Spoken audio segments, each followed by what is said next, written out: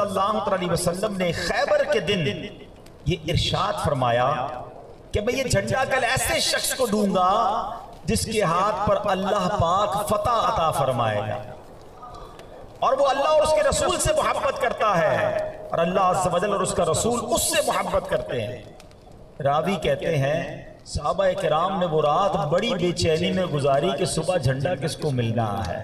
وہ کیسا خوش نصیب ہوگا جس سے اللہ محبت کرے، اللہ کا رسول محبت کرے، سبحان اللہ، اور وہ اللہ اور اس کے رسول سے محبت فرمائیں۔ نبی پاک جب صبح ہوتی ہے تو ارشاد فرماتے ہیں علی ابن ابی طالب کہاں ہیں؟ کرم اللہ تعالی وجہ الکریم۔ صحابہ نے عرض کی حضور ان کی آنکھوں میں تکلیف ہو گئی ہے، آشوب چشم ہو گیا تھا، فرمایا انہیں میرے پاس لاؤ۔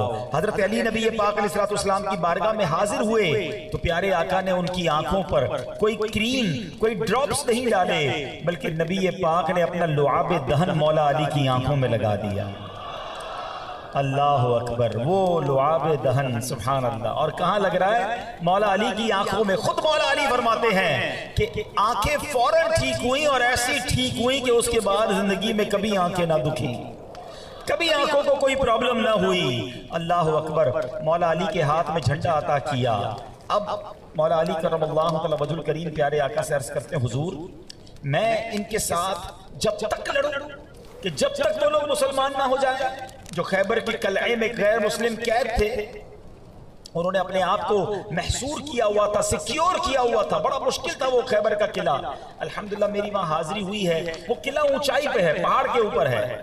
اب نیچے سے اوپر حملہ کرنا بڑا مشکل ہوتا ہے کہ جیسے ہی فوج جاتی تھی اوپر سے تیر برستے تھے اور وہ حملہ کرتے تھے، اور کئی دنوں کے یہ محاصرہ ہو چکا تھا مگر مسلمانوں کو فتح نہیں مل رہی تھی۔ اب نبی پاک نے فتح کا جھنڈا مولا علی کے ہاتھ میں عطا فرما دیا، اور نبی پاک سے عرض کرتے ہیں حضور میں جب تک لڑوں جب تک وہ ایمان نہ لائیں، مسلمان نہ ہوں۔ سنیے پیارے آقا علیہ السلام نے فرمایا اے علی نرمی سے کام لو، ان کے پاس پہنچ کر پہلے اسلام کی طرف بلاؤ، پھر انہیں بتاؤ کہ اسلام قبول کرنے کے بعد ان پر اللہ پاک کے کیا حقوق ہیں۔ اللہ پاک کی قسم اگر تمہاری وجہ سے اللہ کریم ایک آدمی کو ہدایت عطا فرمائے تو یہ تمہارے لیے سرخ اونٹوں سے بہتر ہے۔ اب اس فرمان سے کیا سیکھنے کو ملتا ہے کہ وہ لوگ جو اس کانسپریسی کو پھیلاتے ہیں، اسلام کے بارے میں یہ باتیں کرتے ہیں کہ جناب اسلام تلوار کے زور سے پھیلا ہے، اسلام جبر سے پھیلا ہے، سبحان اللہ، نبی پاک فتح کا جھنڈا بھی دیتے ہیں اور فرماتے نرمی سے کام لینا، پہلے اسلام کی دعوت دینا، پہلے اللہ اور اس کے رسول کی طرف بلانا، نہ مانے تو پھر جنگ کرنی ہے۔ اسلام میں بہت زیادہ فلیکسیبلٹی اور نرمی ہے، اور اللہ کی رحمت سے اللہ کے حبیب علیہ السلام کی تعلیمات کو پڑھیں، اسلام کے جنگی اصولوں کو بھی اگر پڑھیں تو عورتوں کا خیال رکھا جائے گا، بزرگوں اور بچوں کا خیال رکھا جائے گا۔ مگر آج میرے میٹھے اسلامی بھائیوں یہ غلط فہمیاں جو اسلام کے بارے میں پھیلائی جاتی ہیں اس پر بھی ظاہر ہے مسلمانوں کو ہی کام کرنا ہے، اور اس کی وجہ بھی ہے کہ مسلمان آپس میں لڑنے کے لیے تیار رہتے ہیں، بات بات پر جس کو دیکھو جھگڑتے رہتے ہیں، قوم کے نام پر، زبان کے نام پر، علاقے کے نام پر، تھوڑی تھوڑی باتوں پر مسلمان قتل و غارت میں مبتلا ہو جاتے ہیں۔ تو یہ اسلام کا طریقہ نہیں ہے۔ اسلام محبت، امن اور پیار کا درس دیتا ہے۔ یقیناً جہاد کی کچھ شرائط ہیں، اور جب وہ شرائط پوری ہو جائیں پھر تو یقیناً جب وہ فرض ہو جائے تو سب کو نکلنا ہوتا ہے۔ تو مولا علی شیر خدا کرم اللہ تعالی وجہ الکریم اب فاتح خیبر ٹھہرے۔ اب ہوا کیا میرے میٹھے اسلامی بھائیوں، جب یہ جنگ شروع ہوتی ہے نا تو اب خیبر کا جب وہ آپ دیکھیں قلعہ تو اس کے بڑے بڑے دروازے ہیں، تو مولا علی کے ہاتھ میں تلوار ہے، اور اب آپ دوسرے دشمن کو وار بچانے کے لیے ڈھال ہوتی تھی، آپ سمجھتے ہیں، آپ نے دیکھا ہوگا کہ جس سے دشمن کا وار روکا جائے، ایک ہاتھ میں ذوالفقار تلوار ہے۔ اللہ اکبر، مولا علی نے خیبر کے دروازے کا جو پٹ کس کو کہہ لیں، کواڑ کہہ لیں، بڑا سا دروازہ کہہ لیں، مولا علی نے ایک ہاتھ سے اس دروازے کو کھاڑا اور اسی کواڑ کو سامنے، اسی دروازے کو سامنے رکھا اور دشمنوں سے لڑتے رہے۔ جب جنگ کا خاتمہ ہوا تو لوگوں نے اس دروازے کو اٹھانے کی کوشش کی تو 40 افراد مل کر بھی اس دروازے کو نہ اٹھا سکے۔ یہ طاقت ہے، یہ جواں مردی ہے، یہ شجاعت ہے مولا علی شیر خدا کرم اللہ تعالی وجہ الکریم کی۔ اللہ اکبر، اللہ پاک نے کیسے کیسے کمالات سے نوازا۔ آئیے ذرا ان کا تعارف سن لیجئے۔ آپ مکہ مکرمہ میں پیدا ہوئے، آپ کی والدہ ماجدہ حضرت سیدتنا فاطمہ بنت اسد رضی اللہ تعالی عنہا نے اپنے والد کے نام پر آپ کا نام حیدر رکھا، والد نے آپ کا نام علی رکھا، حضور علیہ السلام نے آپ کو اسد اللہ کے شیر کے لقب سے نوازا۔ اس کے علاوہ مرتضی یعنی چنا ہوا، کرار یعنی پلٹ کر حملہ کرنے والا، شیر خدا اور مشکل کشا، یہ آپ کے مشہور القابات ہیں۔ آپ کرم اللہ تعالی وجہ الکریم مکی مدنی آقا پیارے پیارے مصطفیٰ صلی اللہ علیہ وسلم کے چچا زاد بھائی ہیں، خلیفہ چہارم جانشین رسول زوج بطول حضرت علی بن ابی طالب کرم اللہ تعالی وجہ الکریم کی کنیت ابو الحسن اور ابو تراب ہے۔ آپ شہنشاہ ابرار مکہ مدینے کے تاجدار صلی اللہ علیہ وسلم کے چچا ابو طالب کے فرزند ارجمند ہیں۔ عام الفیل جو ہاتھیوں والا واقعہ ہوا تھا، اس کے 30 سال بعد جب نبی پاک کی عمر مبارک 30 برس تھی، 13 رجب المرجب جمعہ کے دن پیدا ہوئے۔ مولا علی مشکل کشا حضرت سیدنا علی المرتضی کرم اللہ تعالی وجہ الکریم کی والدہ کا نام حضرت سیدتنا فاطمہ بنت اسد رضی اللہ تعالی عنہا ہے۔ آپ 10 سال کی عمر میں ہی دائرہ اسلام میں داخل ہو گئے، نبی پاک کی زیر تربیت رہے، تادم حیات اسلام کی امداد و نصرت اور حمایت میں مصروف رہے۔ آپ مہاجرین اولین اور عشرہ مبشرہ میں شامل ہونے کے ساتھ ساتھ خصوصی درجات سے مشرف ہونے کی بنا پر بڑی ممتاز حیثیت رکھتے ہیں۔ غزوہ بدر، غزوہ احد، غزوہ خندق، تمام اسلامی جنگوں میں بے پناہ شجاعت کے ساتھ آپ شرکت فرماتے رہے اور غیر مسلموں کے بڑے بڑے نامور بہادر آپ کرم اللہ تعالی وجہ الکریم کے قاہرانہ وار سے واصل نار ہوئے۔ سبحان اللہ میرے میٹھے اور پیارے اسلامی بھائیوں، امیر المومنین سیدنا عثمان غنی رضی اللہ تعالیٰ عنہ کی شہادت کے بعد انصار و مہاجرین صحابہ نے آپ کے دستے بابرکت بیعت کر کے آپ کو امیر المومنین منتخب کیا۔ 4 برس 8 ماہ اور 9 دن تک آپ مسند خلافت پر جلوہ افروز رہے۔ یہ آپ کا دورانیہ تھا اور 17 یا 19 رمضان مبارک کو ایک بدبخت کے قاتلانہ حملے میں آپ زخمی ہوئے اور 21 رمضان یکشنبہ یعنی اتوار کے رات آپ نے جامع شہادت نوش فرمایا۔ اللہ اکبر، کیا عظیم ہستی ہیں۔ آپ کا حلیہ مبارک کیسا تھا؟ مولا علی دکھنے میں کیسے تھے؟ آپ کا قد مبارک نہ زیادہ لمبا نہ زیادہ چھوٹا، بلکہ آپ میانہ قامت تھے۔ آپ کی آنکھیں بڑی بڑی، چہرہ مبارک انتہائی خوبصورت تھا جیسے 14ویں کا چاند۔ حضرت علی کرم اللہ تعالی وجہ الکریم کے دونوں کندھوں کے درمیان فاصلہ تھا۔ آپ کی ہتھیلیاں اور کندھوں کی ہڈیاں بھاری تھیں۔ آپ کی گردن مبارک چاندی کی سراہی جیسی تھی۔ آپ کے سر مبارک پر بال پیشانی پر نہیں بلکہ پیچھے کی طرف تھے۔ آپ کی داڑھی مبارک گھنی تھی جس کا ہر بال بغیر خضاب کے سیاہ تھا۔ آپ کے بازو طاقتور تھے۔ سبحان اللہ، مرتضی شیر خدا، مرتضی شیر خدا، مرحب کشا خیبر کشا، سربراہ لشکر کشا، مشکل کشا امداد کن۔ اللہ اکبر۔ اب سنو، اور لوگوں کا بچپن جو ہے وہ کھیل کود میں گزرتا ہے۔ کئی لوگ بچپن میں جوانی میں بڑے غلط کام کر کے بھی نیکی کی راہ پر آئے، مگر مولا علی شیر خدا کی شان دیکھو۔ آپ کا بچپن بھی بے نظیر و بے مثال تھا۔ آپ بچپن سے ہی نبی پاک کی صحبت میں رہ کر تربیت حاصل فرماتے رہے۔ رحمت دو عالم صلی اللہ علیہ وسلم نے آپ کی کفالت فرمائی۔ آپ بچپن ہی میں اسلام لے آئے اور چھوٹی سی عمر میں ہی نیکی کی دعوت میں بڑھ چڑھ کر حصہ لیا۔ ذرا مبارک بچپن کا ایک گوشہ ملاحظہ ہو۔ ہمارے یہاں بچہ پیدا ہوتا ہے تو اس کو گٹی دی جاتی ہے، اور یہ اچھا طریقہ ہے، اس کو عربی میں تحنیک کہتے ہیں۔ اس کا طریقہ کیا ہے کہ کسی بزرگ سے، کسی نیک شخصیت سے کھجور چبا کر بچے کو چٹا دی جائے یا شہد چٹا دیا جائے، اور لوگ اس کا اہتمام کرتے ہیں۔ مگر مولا علی شیر خدا جب پیدا ہوئے تو سنو کیا ہوا۔ جب آپ پیدا ہوئے تو پیارے آقا علیہ السلام نے آپ کا نام علی رکھا اور پہلی غذا کے طور پر اپنا لعاب مولا علی کے منہ میں ڈالا۔ اور پھر اپنی زبان مبارک انہیں چوسنے کے لیے دی تو مولا علی اس زبان کو چوستے رہے، ابھی پیدا ہوئے ہیں اور نیند کی آغوش میں چلے گئے۔ دوسرا دن آیا، اب دائی کو بلایا گیا کہ آپ کو دودھ پلایا جائے، آپ نے دائی کا دودھ نہ پیا اور روتے رہے۔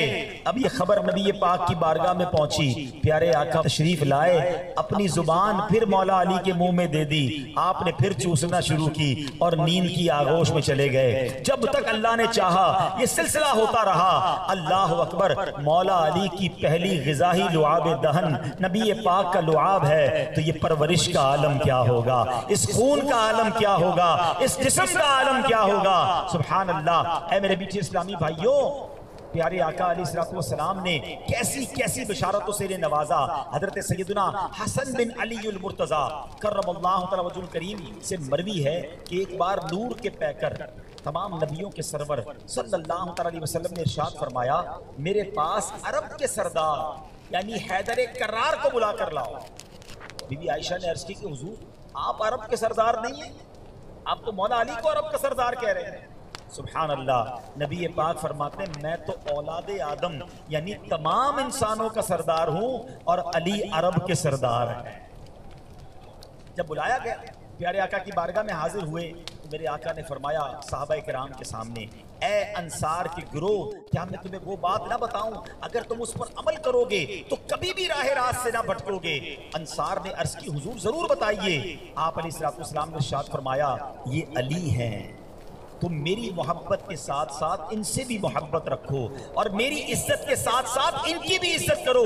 پھر ارشاد فرمایا جس بات کا میں نے تمہیں حکم دیا ہے یہ جبریل امین نے بذریعہ وحی مجھے بتائی ہے اور یہ حکم اللہ پاک کی طرف سے ہے۔ مولا علی سے پیار کرنا، مولا علی کی عزت کرنا، یہ حکم الہی بھی ہے اور حکم مصطفیٰ بھی ہے۔ حضرت صدر الافاضل مولانا سید نعیم الدین مراد آبادی رحمت اللہ تعالی کی بڑی آپ کی شان آپ کی بزرگان دین بیان کرتے ہیں۔ اب میں آپ کی 3 حدیثیں سناتا ہوں، ویسے تو اتنی حدیثیں ہیں شان علی میں۔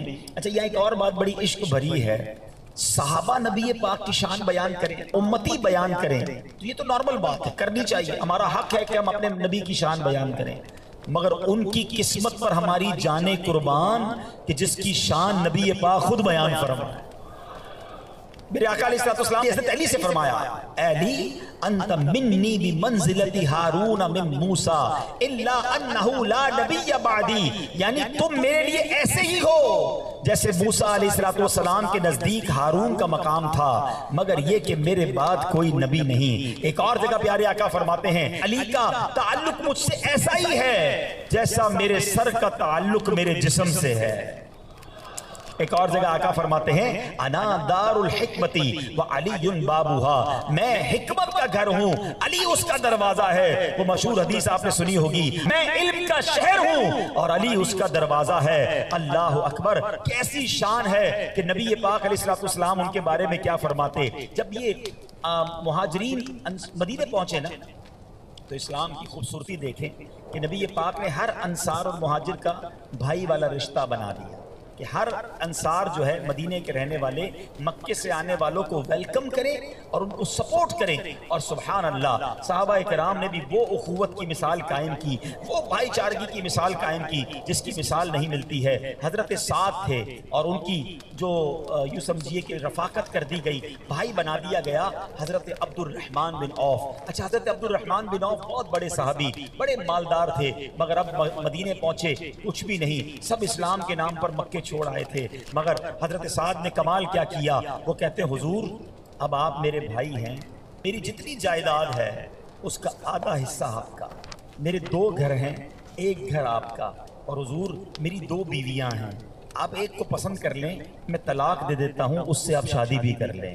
کیا کبھی اسلام کے علاوہ کسی اور ریلیجن میں کسی اور قوم نے یہ اسلام کا مواخات کا اور بھائی چارگی کا منظر دیکھا ہوگا؟ مگر حضرت عبد الرحمن بن عوف کی خودداری دیکھیں، فرماتے مجھے کچھ نہیں چاہیے، بس مجھے بازار کا راستہ بتا دو، کاروبار کرنا جانتا ہوں، اپنے ہاتھ سے خود کما لوں گا۔ ان دونوں طرف کی باتیں سیکھنے والی ہیں کہ نبی پاک نے فرمایا مسلمان بھائی بھائی ہیں، صحابہ نے دل کھول کر ویلکم کیا، مگر آج اپنے سگے بھائی کے ساتھ لوگ ناانصافی کر رہے ہوتے ہیں۔ اپنے پڑوسی مسلمان کو تکلیف پہنچا رہے ہوتے ہیں، کسی کی فیور کرنے کا موقع آئے تو فیور نہیں کرتے، مدد کرنے کا موقع آئے تو مدد نہیں کرتے. ارے تھوڑی سی اچھی زبان چلا کر بھی ہم کسی کی مدد کر سکتے ہیں، مگر آج ماحول یہ بن گیا ہے کہ بھائی اپنا اپنا دیکھنا ہے، اپنا کام سیدھا ہونا چاہیے، اگلے کا بیڑا غرق ہوتا ہو تو ہو جائے. نہیں میرے پیچھے اسلام تھا.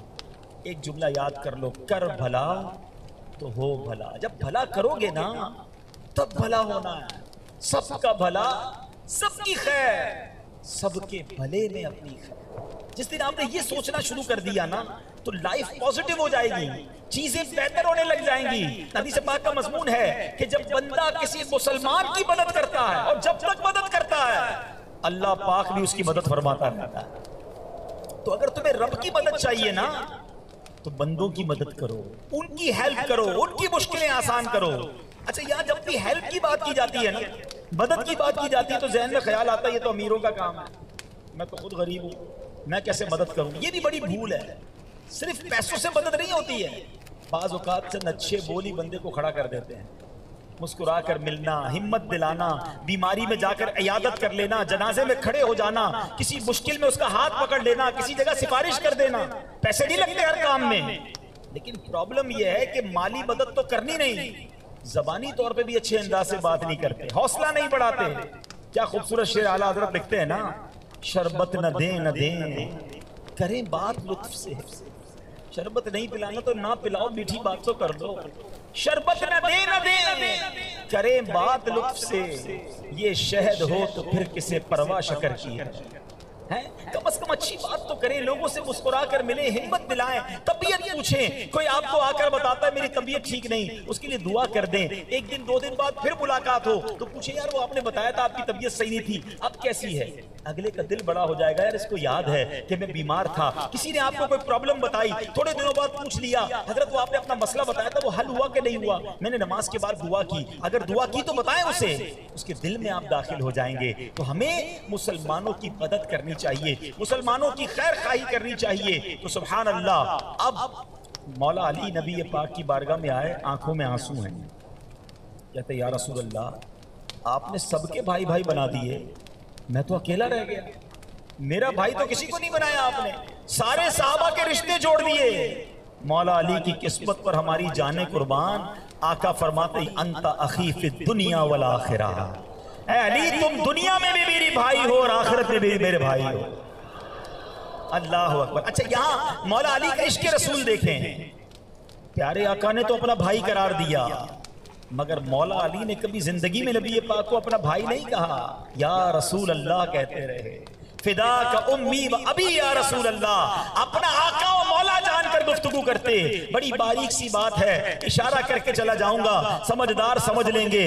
ارے جس کو میرے آقا نے بھائی کہا وہ بھائی نہیں کہتا. تو آج کل کے لوگ اگر نبی پاک کو بھائی کہنا چاہتے ہیں وہ خود اپنی عقل پر ماتم کر لیں. تو بہرحال میرے میٹھے اسلامی بھائیوں اب چلتے ہیں آگے کہ مولا علی کرم اللہ تعالی وجہ الکریم کی شان کیا ہے. سبحان اللہ، سنتے جائیں ایمان تازہ ہوتا ہے. اچھا پھر یہ مولا علی کرم اللہ تعالی وجہ الکریم اہل بیت اطہار اور صحابہ میں انٹریکشن کیسا تھا، ان کا آپس میں پیار اور اتفاق کیسا تھا کہ مولا علی شیر خدا کرم اللہ تعالی وجہ الکریم خود فرماتے ہیں کہ رسول کریم علیہ السلام کے بعد سب سے بہتر ابو بکر و عمر ہیں. اور فرمایا لا یجتمع حبی و بغض ابی بکر و عمر فی قلب مومن. فرماتے میری محبت اور شیخین کریمین یعنی ابو بکر اور عمر کا بغض کسی مومن کے دل میں جمع نہیں ہو سکتا. سبحان اللہ. گویا مولا علی فرما رہے ہیں اگر مجھ سے محبت کرنے کا دعویٰ ہے تو شیخین کریمین سے محبت کرنی ہوگی، ورنہ میری محبت کوئی فائدہ نہ دے گی. اللہ اکبر. میرے میٹھے اسلامی بھائیوں ایک بڑی کمال کی حدیث جس میں ان چاروں صحابہ کی کیا شاندار انداز سے شان بیان کی ہے. نبی پاک کا ویسے تو ہر فرمان ہی کمال کا ہے، مگر یہ فرمان سنو تو ایمان تازہ ہو جاتا ہے. اللہ کے حبیب صلی اللہ علیہ وسلم فرماتے ہیں انا مدینۃ العلم و ابو بکر اساسها، میں علم کا شہر ہوں اور ابو بکر اس کی بنیاد ہیں. وعمر حیطانها، اور آقا فرماتے عمر اس کی دیوار ہے، اور آگے فرمایا وعثمان سقفها، اور عثمان اس کی چھت ہے، وعلی بابها، اور علی اس کا دروازہ ہے۔ تو یہ چاروں ہمارے دل کے قرار اور آنکھوں کے تارے ہیں۔ سبحان اللہ، اے اہل سنت والو تمہارا بیڑا پار ہے، سبحان اللہ، کیونکہ اہل بیت سے بھی پیار ہے، ہمیں صحابہ سے بھی پیار ہے۔ آج کے دور میں ایک عجیب معاملہ چل رہا ہے، کچھ لوگ صحابہ کی بات کرتے ہیں تو اہل بیت کی بات نہیں کرتے، کچھ اہل بیت کی بات کرتے ہیں تو صحابہ کی بات نہیں کرتے۔ اللہ کی رحمت سے اللہ نے وہ عقیدہ دیا ہے کہ ہم صحابہ کے بھی غلام ہیں اور اہل بیت سے بھی بہت پیار کرتے ہیں۔ ہماری جانیں ہیں سرکار کی آل پر قربان، اور سیدی اعلیٰ حضرت نے تو کمال کی بات کر دی۔ پہلے ذرا دو حدیثیں سن لو، پھر بات اور سمجھ آ جائے گی اور اپنے عقیدے سے اور پیار ہو جائے گا۔ نبی پاک فرماتے صحابہ کے بارے میں، اچھا مولا علی کرم اللہ تعالی وجہ الکریم کی شان کتنی نرالی ہے کہ آپ نبی پاک کے 4 یاروں میں بھی ہیں اور پنجتن پاک میں بھی ہیں۔ اللہ اکبر۔ سنو، نبی پاک فرماتے اصحابی کالنجوم فَبِأَيِّهِمْ اِقْتَدَيْتُمْ اِهْتَدَيْتُمْ، میرے آقا فرماتے میرے صحابہ ستاروں کی مانند ہیں، ان میں سے کسی کی بھی اطاعت کرو گے، فرما برداری کرو گے تو تم کامیاب ہو جاؤ گے، ہدایت پا جاؤ گے۔ صحابہ کو کیا کہا؟ ذرا میرے ساتھ دہرائیے، کیا کہا؟ ستارے۔ کیا فرمایا؟ ہاں، اور نبی پاک ایک حدیث میں فرماتے جس کا مضمون ہے کہ میری آل جو ہے کشتی نوح کی مانند ہے، جو اس میں سوار ہو گیا اس کا بیڑا پار ہو جائے گا۔ تو اپنی آل کو کشتی فرمایا اور صحابہ کو کیا فرمایا؟ ستارے۔ سبحان اللہ، بریلی کے تاجدار بھی کمال کی ہستی ہیں۔ اعلیٰ حضرت نے یہ دونوں حدیثوں کو کس طرح ایک شعر میں پرویا اور ہمیں سمجھا بھی دیا کہ اہل سنت والوں تمہارے مقدر جاگ گئے ہیں۔ کیا خوبصورت بات لکھتے ہیں، جو پڑھے لکھے لوگ ہیں وہ جانتے ہیں کہ پہلے کے زمانے میں جب سمندر پار کرنا ہوتا تھا اچھی کشتی چاہیے اور ستاروں کا علم چاہیے، کیونکہ ستاروں کے ذریعے راستہ تلاش کرتے ہیں ماہی گیر، انہیں پتہ چلتا ہے کہ یہ ستارہ اگر ادھر ہے تو یہ ڈائریکشن یہ ہے۔ تو اعلیٰ حضرت کہتے سنو ہماری کشتی بھی کتنی پیاری، ہمارے ستارے بھی کتنے پیارے ہیں۔ اہل سنت کا ہے بیڑا پار، کیوں؟ اصحاب حضور نجم ہیں اور ناؤ ہے عطرت رسول اللہ، نجم ہے اور ناؤ ہے عطرت رسول اللہ کی۔ اور یہی عقیدہ لے کر جائیں گے، اور جو نہیں مانتے منکر ان کو اعلیٰ حضرت کیا کہتے ہیں؟ تجھ سے اور جنت سے کیا مطلب اے منکر دور ہو، ہم رسول اللہ کے جنت رسول اللہ کی، ہم رسول اللہ کے جنت رسول اللہ۔ اب ذرا سوچئے، اب مولا علی کرم اللہ تعالی وجہ الکریم علم کے شہر کا دروازہ ہیں، علم کا پہاڑ ہے، اتنا علم ہے آپ کے پاس۔ ایک بار فرماتے ہیں کہ مجھے قرآن پاک کی ہر آیت کے بارے میں یہ علم ہے کہ یہ کب کہاں اور کیسے نازل ہوئی۔ ایک جگہ فرماتے ہیں اگر میں سورہ فاتحہ کی تفسیر لکھنا شروع کروں تو اتنی تفسیر لکھوں، یعنی اتنی کتابیں لکھ دوں کہ ان کتابوں کو اٹھانے کے لیے 70 اونٹ منگوائے جائیں۔ اتنا علم، تفسیر قرآن کا ایسا علم، اور تلاوت کیسے کرتے تھے کہ آپ کے بارے میں آتا گھوڑے پر سوار ہوتے تھے نا، آپ بھی کبھی گھوڑے پر بیٹھے ہوں گے، ایک رکاب میں پیر ڈالیں پھر دوسری طرف سے پیر ڈالیں، چند سیکنڈ میں سوار ہو جاتا ہے بندہ۔ مگر مولا علی کی کرامت دیکھو، آپ ایک رکاب میں پیر ڈال کر تلاوت شروع کرتے تھے، اگلے رکاب کے اندر پیر ڈالنے سے پہلے پورا قرآن پڑھ لیا۔ کیا بات ہے، سبحان اللہ، مزہ بہت آ رہا ہے۔ مگر میں نے کہا تھا بیان کے شروع میں کہ اپنے لیے بھی تو کچھ سیکھنا ہے، پنجتن کے غلام ہیں نا، مولا علی کے چاہنے والے ہیں، بلکہ آج تو سنا کہ ان کی محبت ایمان کا تقاضا ہے، مولا علی سے پیار کرنا، ان کی تعظیم کرنا یہ رب کا حکم ہے۔ لیکن مولا علی تو تفسیر قرآن کا اتنا علم رکھیں، ہم میں سے کتنے ایسے ہیں جنہوں نے قرآن صحیح طریقے سے پڑھنا سیکھ لیا، ترجمے سے قرآن پڑھ لیا ہے، تفسیر سے قرآن پڑھ لیا؟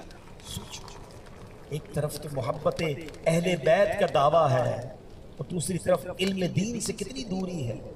آپ علم کے سمندر ہیں، مگر آج بہت بڑی تعداد وہ ہے جن کے پاس علم دین ہی نہیں ہے، بیسک ضروری علم دین بھی نہیں ہے۔ نماز پڑھتے ہیں تو نماز کے فرائض نہیں پتہ، نماز کی شرائط نہیں پتہ، وضو کے فرائض نہیں پتہ، غسل کرنا صحیح نہیں آتا، غسل کے فرائض نہیں معلوم، نماز جنازہ پڑھنا بہت سارے لوگوں کو نہیں آتا۔ بتاؤ نا، یہ تو ضروری ہے ہم سب کے لیے۔ تو اے میرے میٹھے اسلامی بھائیوں، آج نیت کریں کہ آج کے بعد انشاءاللہ پابندی سے نماز اور قرآن پڑھیں گے بھی اور سیکھیں گے بھی انشاءاللہ۔ علم دین سیکھنے کی طرف آئیے اور کمال دیکھیں دعوت اسلامی کا مدنی ماحول جو ہمیں علم دین سکھاتا ہے۔ نماز کے کورسز کر دیے کہ جناب آئیے 3 دن کے لیے فیضان نماز کورس کر لیں، اپنی نماز درست کر لیں۔ پرابلم بتائیں کیا ہے؟ ہماری نماز درست نہیں ہوتی، اس کی وجہ سے نماز کی برکتیں بھی نہیں مل رہی ہیں۔ حالانکہ قرآن تو فرماتا ہے ان الصلاۃ تنہی عن الفحشاء والمنکر، بے شک نماز بے حیائی اور بری باتوں سے روکتی ہے۔ اب سوال یہ ہے کہ کئی لوگ 20 سال سے نماز پڑھ رہے ہیں پھر بھی جھوٹ بول رہے ہیں، نماز پڑھ رہے ہیں پھر بھی حرام کما رہے ہیں، نماز پڑھ کے بھی بدکاریاں کر رہے ہیں۔ تو قرآن تو کہہ رہا ہے کہ بے حیائی سے روکتی ہے، تو قرآن میں تو کوئی شک نہیں، لا ریب فی، یہ بے شک لا ریب کتاب ہے، تو پھر نماز روک کیوں نہیں رہی ہے؟ اس کا مطلب یہ ہوا کہ there is something wrong، نماز میں کوئی گڑبڑ ہے۔ نماز پراپر ہو گئی تو بندہ سیدھا ہو جائے گا۔ ایک بار بڑی پیاری بات ہمارے نگران شورا نے فرمائی، کسی نے سوال کیا کہ آپ نماز پر اتنا فوکس کرتے ہیں، نماز درستی کی بات کرتے ہیں، بندوں میں اور بھی برائیاں ہیں۔ فرمایا بندے کی نماز درست کر دو، باقی بندے کو نماز درست کر دے گی۔ پہلے نماز تو ٹھیک ہو جائے نا۔ پرابلم یہ ہے کہ نمازی بھی ہیں پھر بھی گناہوں کی عادت نہیں نکل رہی ہے۔ میں اس کو تھوڑا آسان لفظوں میں سمجھا دیتا ہوں۔ آپ میں سبھی کے پاس موبائل ہیں، اپلیکیشنز ہوں گی، پاسورڈ ہوں گے، موبائل کھولنے کا پاسورڈ الگ ہے، بینک اکاؤنٹ آن لائن ہے تو اس کا پاسورڈ الگ ہے، اپنے جناب سوشل میڈیا کا اکاؤنٹ ہے تو اس کا پاسورڈ الگ ہے۔ پہلے ہم جب یہ باتیں سمجھاتے تھے لوگوں کو سمجھ نہیں آتی تھی، کہتے ہیں یار ایسا نہیں ہوتا، اللہ معاف کرنے والا ہے، سب چلتا ہے۔ میں آپ سے پوچھتا ہوں، آپ نے اپنا پاسورڈ لکھا ہے ABCD، یہ آپ کا پاسورڈ ہے مثال کے طور پر، اور آپ نے چھوٹے ABCD میں لکھا ہے۔ اب اگر کوئی شخص آپ کا موبائل لے اور پاسورڈ بڑے A لکھ دے، باقی BCD بھی چھوٹا ہی لکھے، تو ویب سائٹ کھل جائے گی آپ کی؟ بتاؤ نا، موبائل کھلے گا آپ کا، آن ہوگا؟ ارے بھائی وہی A تو لکھا ہے لیکن کیپٹل ورڈ میں لکھا ہے نا۔ آپ کہیں گے نہیں جناب جو لکھا ہے وہی لکھنا پڑے گا۔ اچھا چلیں ABCD چھوٹا ہی لکھتے ہیں لیکن بیچ میں ایک چھوٹا سا نقطہ لگا دیتے ہیں، اب کھل جائے گا موبائل؟ ویب سائٹ کھلے گی؟ نہیں۔ اچھا اگر نقطہ بھی نہیں لگاتے، ایک ورڈ اور دوسرے ورڈ کے بیچ میں اسپیس دے دیتے ہیں، خالی جگہ چھوڑ دیتے ہیں، اب تو ABCD بھی ہے، نقطہ بھی بیچ میں نہیں ہے، اب تو کھل جانی چاہیے۔ ہاں بھائی اب کھلے گی؟ کمال ہے، تمہاری ویب سائٹ نقطے سے بھی نہ کھلے، اسپیس سے بھی نہ کھلے، قرآن جیسے پڑھنا ہے اپنی مرضی سے پڑھو، کہو اللہ معاف کرنے والا ہے۔ یوں تو نہ کرو نماز کے ساتھ، یوں تو نہ کرو قرآن کے ساتھ۔ جو شرعی رولنگز ہیں، جو شریعت میں باتیں بتائی ہیں، جن پر عمل کرنا ضروری ہے، ہمیں یہ سمجھنا ہوگا کہ جب تک صحیح طریقے سے ہم نماز نہیں پڑھیں گے ہمیں نماز کی برکت نہیں ملنی، جب تک صحیح طریقے سے قرآن نہیں پڑھیں گے قرآن کی برکتیں نہیں ملنی۔ بلکہ روایتوں میں یہ الفاظ موجود ہیں کہ کچھ قرآن پڑھنے والے ایسے ہیں جب وہ قرآن پڑھتے ہیں تو قرآن ان پر لعنت کرتا ہے۔ تو خدا نہ سمجھو یہ شیطان کا وار ہے کہ ہم نماز پڑھ بھی رہے تو سیکھنے نہیں دے رہا۔ میں آپ سے پوچھتا ہوں ہم نے کہاں سیکھی ہے نماز؟ دنیا کی ہر چیز بندہ سیکھتا ہے، ہم نے دیکھ کر نماز پڑھنا شروع کی ہے، سیکھ کر نہیں۔ جب چھوٹے تھے امی ابو کو دیکھا جیسے وہ پڑھتے تھے ہم پڑھنا شروع ہو گئے، مسجد میں آئے لوگوں کو وضو کرتے دیکھا ویسے ہی وضو کرنا شروع ہو گئے۔ آج تک لوگ انگوٹھے چومتے ہیں وضو کے اندر، کیوں بھائی کہاں پڑھا ہے؟ وہ دیکھتے ہیں لوگ کرتے تو ہم بھی کر رہے ہوتے ہیں، دیکھ کے وضو ہو رہا ہے نا، ٹھیک ہے، کوئی پتہ نہیں کیسے ہاتھ ڈال رہا ہے، کوئی کیسے ہاتھ دھو رہا ہوتا ہے، عجیب عجیب تماشے ہیں، کیونکہ لوگوں کو دیکھا وہ ایسا کرتے ہیں۔ بڑے بزرگ محلے کے 20 سال سے نماز پڑھ رہے، یہی طریقہ ٹھیک ہوگا، نہ پڑھنے کا ٹائم نہ سیکھنے کا ٹائم، وہی وضو کا طریقہ بن گیا۔ اچھا جناب مجھے تو یہ سمجھ نہیں آتی کہ وضو تو پھر بھی دیکھ کے سیکھ لیا، غسل کب سیکھا؟ وہ کس کو دیکھا نہاتے ہوئے؟ تو وہ تو سیکھا ہی نہیں ہے۔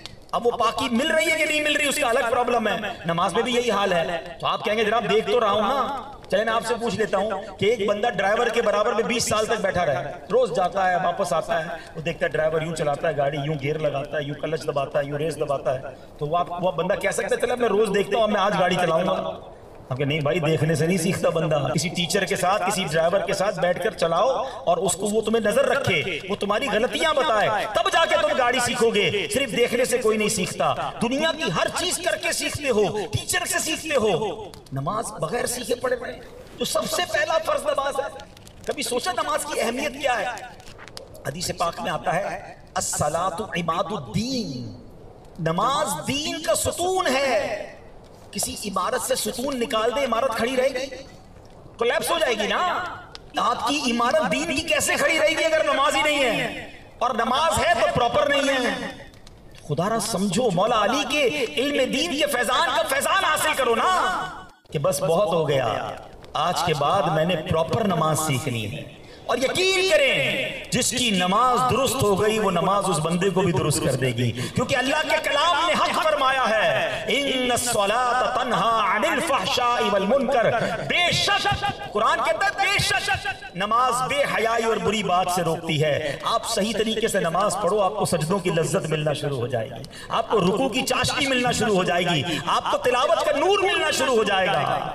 مگر پرابلم یہ ہے کہ نماز اول تو پڑھتے نہیں، پڑھتے ہیں تو صحیح نہیں پڑھتے۔ دعوت اسلامی کو اللہ سلامت رکھے، ہم نے کبھی نہیں سنا تھا کہ جناب نماز کے بھی کورس ہوں گے، مگر دعوت اسلامی نے اس بیسک کو پکڑ لیا ہے۔ دنیا بھر میں ہر شعبے والوں کے لیے 3 دن کے 7 دن کے آن لائن کورسز بھی ہم نے شروع کر دیے۔ جو مجھے دنیا میں کہیں دیکھ رہے ہیں کب تک بغیر سیکھے نماز پڑھو گے؟ آؤ آگے آئیے، آن لائن فیضان نماز کورس آپ کے لیے اویلیبل ہے۔ دعوت اسلامی کی جو ویب سائٹ ہے QuranTeacher.net، وہاں جائیں، وہاں سے آن لائن کر لیں۔ اب آئیے، ایک بات بڑی میں بھی غور کرتا تھا کہ جب مولا علی کو نبی پاک نے فرمایا کہ میں علم کا شہر ہوں، علی اس کا دروازہ ہے، تو مولا علی کی باتیں کتنی نرالی ہوں گی، فرامین کیسے ہوں گے، الفاظ کیسے ہوں گے۔ تو سبحان اللہ، خود مولا علی نے ایک بار فرمایا میری 5 باتیں یاد رکھو، یہ ایسی عمدہ اور نایاب باتیں ہیں اگر تم اونٹوں پر سوار ہو کر بھی ڈھونڈنے نکلو گے تو اونٹ تھک جائیں گے، لیکن یہ باتیں نہیں ملیں گی۔ اب وہ 5 باتیں میں آپ کو پیش کرنے جا رہا ہوں، غور سے سنیے اور نیت کریں کہ اس پر عمل کریں گے انشاءاللہ۔ نمبر 1، بندہ صرف اپنے رب سے امید رکھے۔ اللہ سے امید رکھو۔ یہ دنیا والوں پر امید رکھتے ہیں، ان کا دل بہت ٹوٹتا ہے، بس یار آج بڑا ڈسہارٹ ہوں، بڑی امید تھی اپنے دوست سے، اس نے ایسا کر دیا، فلاں پڑوسی سے تو بڑا ہی میرا واسطہ تھا، بڑی امید تھی مشکل میں کام آئے گا، اس نے منع کر دیا، فلاں نے میرا کام نہیں کیا۔ ارے تم بندوں سے امید رکھ کے کیوں دل برداشتہ ہوتے ہو؟ رب پر بھروسہ کرو، وہی دینے والا ہے۔ اللہ تعالیٰ قرآن میں فرماتا ہے وَمَن يَتَوَكَّلْ عَلَى اللَّهِ فَهُوَ حَسْبُهُ، جو اللہ پر بھروسہ کرے اللہ اس کے لیے کافی ہے۔ اللہ پر بھروسہ کرے، کتنی کمال کی بات ہے، اپنے رب پر بھروسہ کرے، اپنے رب سے امید رکھے۔ نمبر 2، اپنے گناہوں کی وجہ سے ڈرتا رہے۔ ہائے ہائے، بڑی کمال کی بات ہے۔ ڈر ہے نا، یہ بڑی کمال کی چیز ہے، نصیب والوں کو ملتا ہے۔ ایک وقت آتا ہے گناہ کر کر کے طبیعت انسان کی فطرت ایسی ہو جاتی ہے کہ وہ بے خوف ہو جاتا ہے، اسے گناہ کر کے ڈر بھی نہیں لگ رہا ہوتا، اس کو شرمندگی بھی نہیں ہو رہی ہوتی۔ اللہ سے پناہ مانگو ایسی کیفیت سے۔ ہم انسان ہیں، اگر گناہ ہو جائے تو بندہ خوف میں مبتلا ہو، توبہ کرے، اللہ سے معافی مانگے، احساس تو کرے نا، شرم تو آئے۔ مگر آج حال یہ ہے کہ دھڑلے سے نمازیں قضا ہو رہی ہیں، دھڑلے سے حرام کام ہو رہے ہیں، مگر پیشانی پر بل بھی نہیں آتا۔ نہیں میرے بیچے اسلامی بھائی، ہمارے بزرگان دین پتہ کیا کرتے تھے؟ حضرت حسن بصری رحمت اللہ تعالی کے بارے میں آتا ہے آپ سے بچپن میں کوئی لغزش ہو گئی تھی، کوئی غلطی ہو گئی تھی، آپ اپنے ہر نئے لباس کے کالر پر اپنی وہ غلطی لکھواتے تھے تاکہ یاد کر کر کے روتے رہیں اور معافی مانگتے رہیں۔ علماء کا قول پتہ ہے کیا ہے؟ نیکی کر کے بھول جاؤ اور گناہ کر کے یاد رکھو، تاکہ توبہ کرتے رہو کہ یا اللہ وہ گناہ ہوا معاف کر دے، کیونکہ نیکی کی کوئی گارنٹی نہیں قبول ہوئی کہ نہیں، اخلاص بھی نہیں ہے، ریاکاریاں ہیں، دکھلاوے ہیں۔ مگر گناہ اگر ہو گیا اور اللہ ناراض ہوا تو جواب دینا پڑے۔ مگر ہمارا معاملہ الٹا ہو گیا ہے، ہمارے یہاں حال کیا ہے کہ نیکی کر کے یاد رکھی ہوئی ہے، گناہ سارے بھول گئے ہیں۔ ہاں ایسا ہی ہے، میں آپ کو ایک ایگزامپل دے دیتا ہوں تاکہ آپ کو بات سمجھ آ جائے۔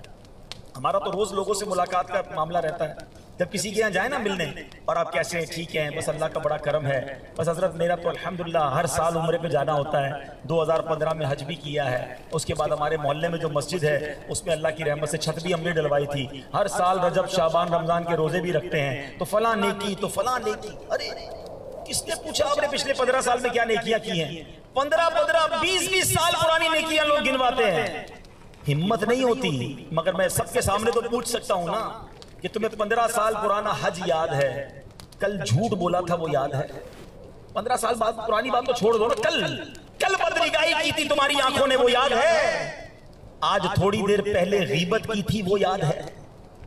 سوچو، گناہ یاد نہیں ہیں، خطائیں یاد نہیں ہیں، بھول کیے جا رہے ہیں اور بھولے جا رہے ہیں، مگر یاد رکھنا ہم بھول رہے ہیں، کہیں لکھا جا رہا ہے۔ آپ نے جمعے کے خطبے میں ایک حدیث سنی ہوگی، البر لا یبلا والذنب لا ینسا والدیان لا یموت اعمل ما شئت کما تدین تدان۔ اس حدیث کو اگر یاد کر لو نا اور اس کا معنی دل میں راسخ ہو جائے، اللہ اکبر۔ نبی پاک نے کیا فرمایا؟ البر لا یبلا، نیکی پرانی نہیں ہوتی ہے۔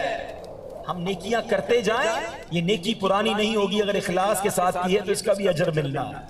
وَالذَّنْبُ لَا يُنْسَى، گناہ بھلایا نہیں جاتا، میں اور آپ بھولتے ہیں نا، وہاں تو لکھ دیا گیا۔ الدیان لا یموت، فیصلہ کرنے والا جو مالک ہے نا اسے موت نہیں آنی۔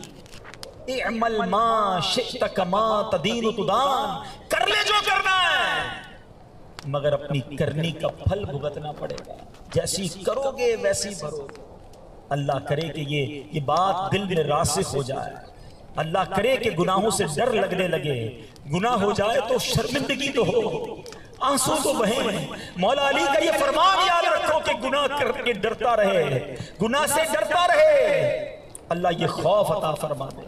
خود مولا علی شیر خدا جو کہ قطعی جنتی ہیں، مگر آپ کے بارے میں آتا ہے کہ آپ رات کو مسجد میں بیٹھ کر محراب کے اندر بے قرار ہو کر رویا کرتے تھے اور اپنی داڑھی کو پکڑ کر توبہ کیا کرتے، اللہ اس بوڑھے پر رحم کر دے، اس بوڑھے کو معاف کر دے۔ یہ مولا علی کا حال ہے۔ صحابہ کرام اللہ کی بارگاہ میں عرض کرتے تھے، مولا کیسے تیری بارگاہ میں جواب دیں گے؟ حضرت ابوبکر صدیق کے بارے میں آتا ہے جو قطعی جنتی ہے، تنکے کو اٹھا کر کہتے کاش میں تنکا ہوتا انسان نہ ہوتا۔ یہ وہ لوگ ہیں جو جنتی ہیں، جن کو نبی پاک نے دنیا میں جنت کی بشارتیں دی ہیں، یہ تو وہاں بھی آقا کے ساتھ ہوں گے۔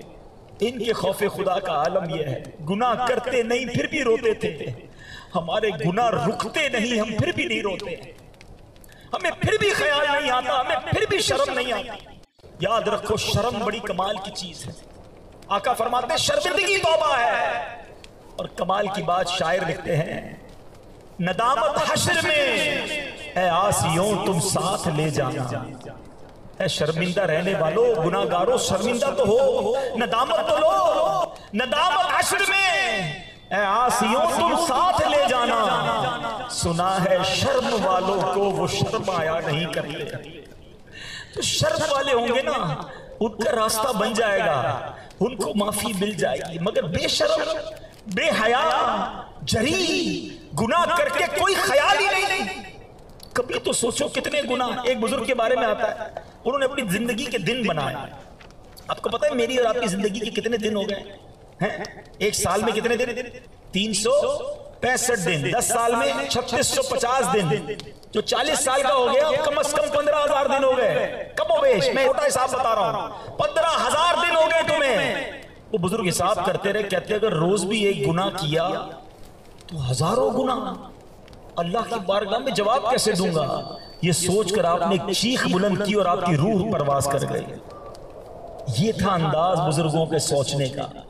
یہ وہ لوگ تھے جو اپنا احتساب خود کرتے تھے، مگر آج ہم ہیں، ہمیں تو شاید اپنی خطائیں بھی یاد نہیں ہیں، اپنے گناہ بھی ہم بھول گئے ہیں، کیا کیا کیا ہے اکیلے میں ہم جانتے نہیں ہیں، کیا بنے گا ہمارا۔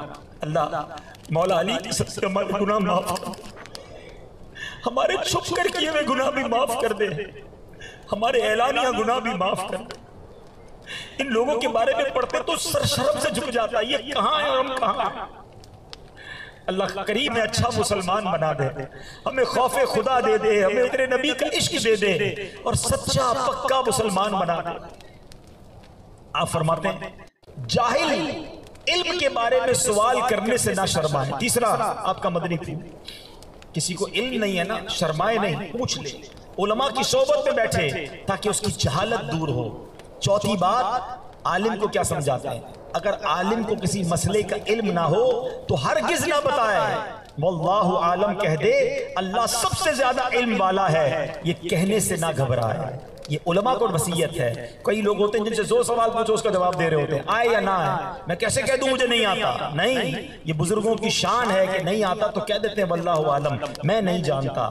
آخری بات جو پانچویں بات، آپ فرماتے ہیں ایمان میں صبر کی وہ حیثیت ہے جیسے جسم میں سر کی. اس کا ایمان کامل نہیں جو بے صبری کا مظاہرہ کرتا ہے. اللہ پاک مولا علی کے صدقے ہمیں صبر کی دولت عطا فرمائے. سبحان اللہ سبحان اللہ. باتیں تو بہت ساری ہیں میرے بیٹھے اسلامی بھائیوں. ایک بار مولا علی کرم اللہ تعالی وجہ الکریم سے سوال کیا گیا کہ آپ کو نبی پاک علیہ السلام سے کتنی محبت ہے؟ ہمیں بھی کوئی سوال کرتا ہے نا، ہم کہتے ہیں جناب سب سے زیادہ محبت ہے. مولا علی کا جواب سنو. آپ فرماتے ہیں اللہ کی قسم حضور علیہ السلام ہمارے نزدیک اپنے مال، آل، والدین اور سخت پیاس کے وقت ٹھنڈے پانی سے بڑھ کر بھی محبوب ہیں. سب سے زیادہ نبی پاک کی ذات جو ہے وہ ہمارے لیے محبوب ہے. اور آپ نے صرف یہ زبانی نہیں کہا، آپ نے پریکٹیکلی ثابت کیا. ہر موقع پر نبی پاک کے ساتھ کھڑے رہے.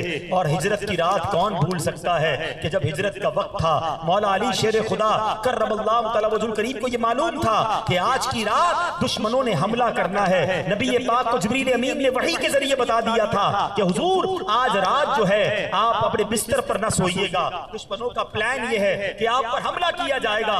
اللہ اکبر. نبی پاک کو معلوم تھا، مولا علی کو بھی معلوم تھا. ہجرت کی رات جو ہے پیارے آقا کے گھر کا محاصرہ کر لیا گیا تھا، کارڈن آف کر لیا تھا، حملے کی تیاری تھی. میرے آقا مولا علی سے فرماتے ہیں اے علی آج کی رات تم میرے بستر پر سو جاؤ، اور صبح اٹھ کر جو مکے والوں کی امانتیں ہیں وہ لوٹا کر پھر تم مدینے آ جانا.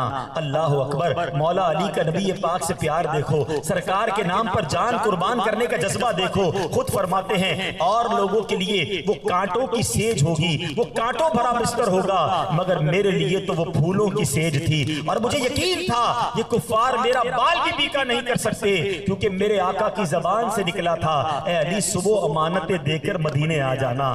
آقا نے کہا مدینے آنا تو میں نے مدینے پہنچنا ہے. اور ایسا ہی ہوا. مولا علی اس بستر پر رات آرام سے سوتے رہے. کفار حیران تھے کہ پیارے آقا نکل کیسے گئے، ان کو نظر بھی نہیں آئے. اور نبی پاک اپنے سفر پر روانہ ہو گئے. صبح جب مولا علی بستر سے اٹھتے ہیں وہ سارے حیران ہو جاتے ہیں کہ ہم تو سمجھے تھے کہ محمد الرسول اللہ صلی اللہ علیہ وسلم اس بستر پر ہوں گے. مولا علی شیر خدا نے امانتیں لوٹائیں اور مدینے روانہ ہو گئے. آقا سے وہاں جا کر مل گئے. اللہ اکبر. یہ ہے عشق رسول. نبی پاک کے نام پر جان، مال، سب کچھ قربان کرنا.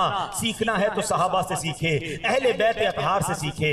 اللہ مجھے اور آپ کو بھی نبی پاک سے ایسا سچا عشق عطا فرما دے، کیونکہ صحابہ اور اہل بیت کی زندگی کا ایک ہی مقصد تھا جو اعلیٰ حضرت لکھتے ہیں، انہیں جانا، انہیں مانا، نہ رکھا غیر سے کام. للہ الحمد میں دنیا سے مسلمان گیا.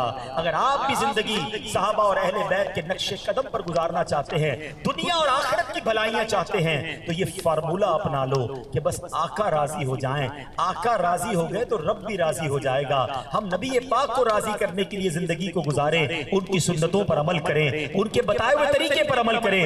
ایسے کام نہ کریں جس سے نبی پاک ناراض ہو جائیں، کیونکہ اگر وہ ناراض ہو گئے تو پھر اس کے بعد کوئی راہ نہیں ہے، کوئی اور شافع نہیں ہے، کوئی اور نہیں ہے کہ جس سے ہم شفاعت کی خیرات طلب کریں گے. فقط نبی پاک ہیں کہ جن کی محشر کے دن سنی جائے گی. بریلی کے تاجدار لکھتے ہیں سنتے ہیں کہ محشر میں صرف ان کی رسائی ہے.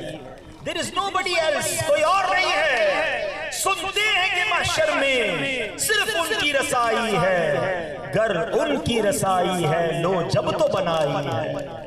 تو آقا ہی کی رسائی ہے تو انہی کا دامن تھام لو. اور اعلیٰ حضرت کہتے ہیں نا جب دامن تھامو گے نا تو آقا پھر نہیں جھٹکتے. آسیوں تھام لو دامن ان کا. وہ نہیں ہاتھ جھٹکنے والے، تم نے دامن تھاما اور سنتوں پر عمل کیا، پھر دیکھو وہاں سے کیسی کرم نوازی ہوتی ہے۔ تو آئیے دعوت اسلامی کے مدنی ماحول سے وابستہ ہو جائیں۔ یہ مدنی ماحول ہمیں نبی پاک کی غلامی کا درس دیتا ہے، اہل بیت اور صحابہ کی محبتوں کے جام پلاتا ہے، اولیاء کرام کا فیضان عطا کرتا ہے۔ اس مدنی ماحول سے وابستہ ہو کر انشاءاللہ ہم اپنی زندگی کو ستھرا کر سکتے ہیں۔ اللہ تعالیٰ ہم سب کو دعوت اسلامی کے مدنی ماحول پر استقامت نصیب فرمائے۔ میرے